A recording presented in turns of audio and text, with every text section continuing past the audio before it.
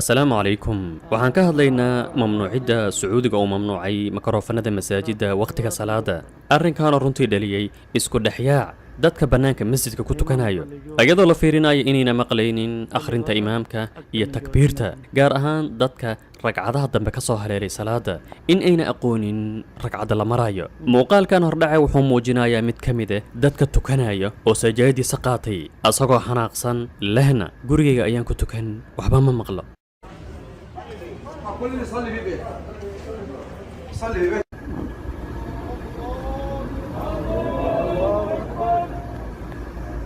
waxaan ka hadli doonnaa sidoo kale cabdilatiif aala sheykh wasiirka arrimaha diinta sacuudiga oo ka mid ah dadka ictiraafsan israa'iil ahna ninka go'aankan soo saaray xilliyada qaarna lagu tilmaamay inuu yahay nin mutasahyin ah أن دولة إسرائيل go'aanka cabdilatiif iyo wasaaraddiisa waxaa lagu faafiyey twitterka sida noo muuqato akowntiga ay twitterka ku leedahay wasaaradda arrimaha islaamka sacuudiga wuxuu soo saaray cabdilatiif aala sheykh wasiirka arrimaha diinta sacuudiga go'aan ah ama war la gaarsiinayo dhammaan furuucda iyo masaajidda sacuudiga in isticmaalka mikrofanka uu ku ekaado aadaanka iyo iqaamada keliya weliba aad loo yareeyo codka ciddii arrinkan khilaaftaana la ciqaabi doono haddii aan si caqligaysan u hadalno waxaan ognahay wakhtigan iyadoo la fiirinayo magaalooyinka iyo dadka ku nool malaayiinta magaalooyinka ku nool in masaajidda dadka gudaha ku tukado iyo kuwa bannaanka ku tukado ay badan yihiin inta bannaanka ku tukato gaar ahaan salaada jimcaha dadkaas bannaanka ku tukanayo waxa imaamka ku xirayo waa codka mikrofanka haddii mikrofanka la mamnuucana waxba ma maqlaayaan waxayna ka dhigan tahay inay isku dhex yaacaan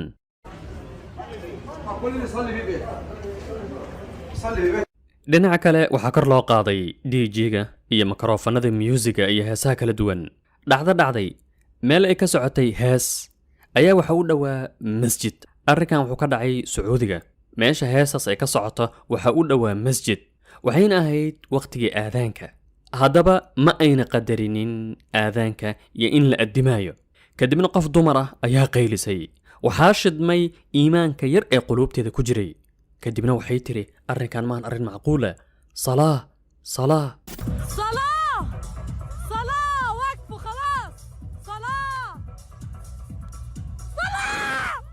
laakiin heesta iyo muusigada dj-ga ma ayna istaagin wax qiime ahna ma ayna siinin aadaanka arrinkan wuxuu ka dhacayaa dhulka xaramaynka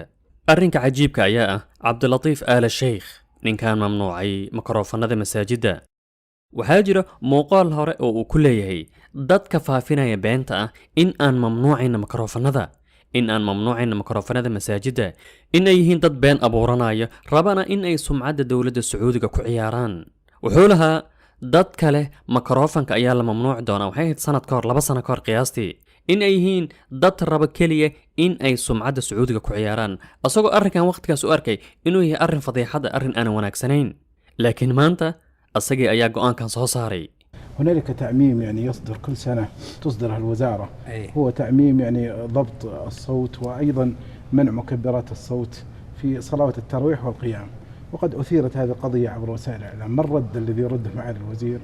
حول من يثير أن الوزارة تمنع إقامة ذكر الله وأيضا الأذان شوف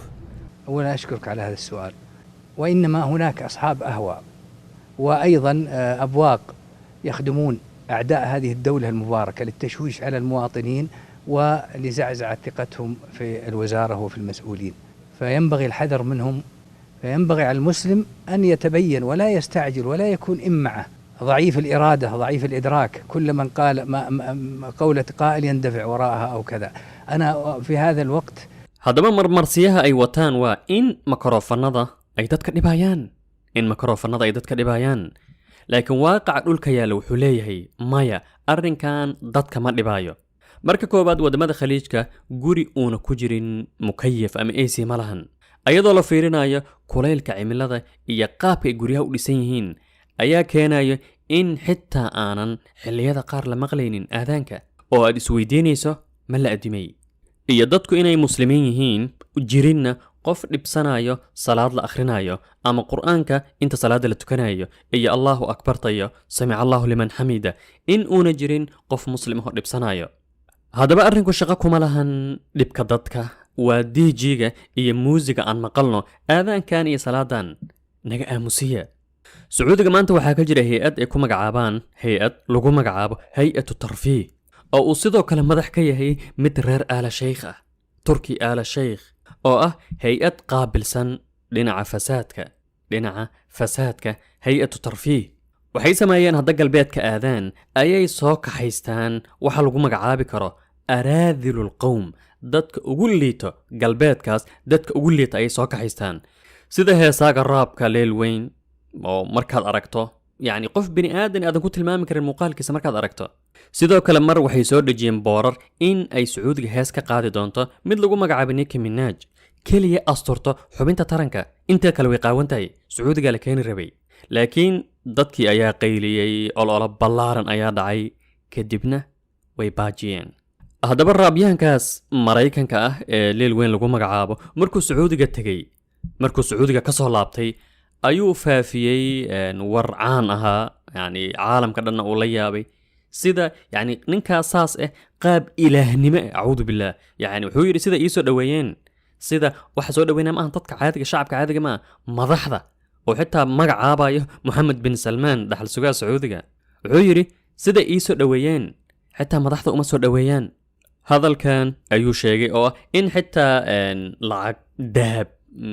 gawaarida nooca ugu qaalisan Lamborghini iyo Ferrari la kala doorsiiyay kaad rabtaa He said, "Oh, I forget. Lamborghini or Ferrari?"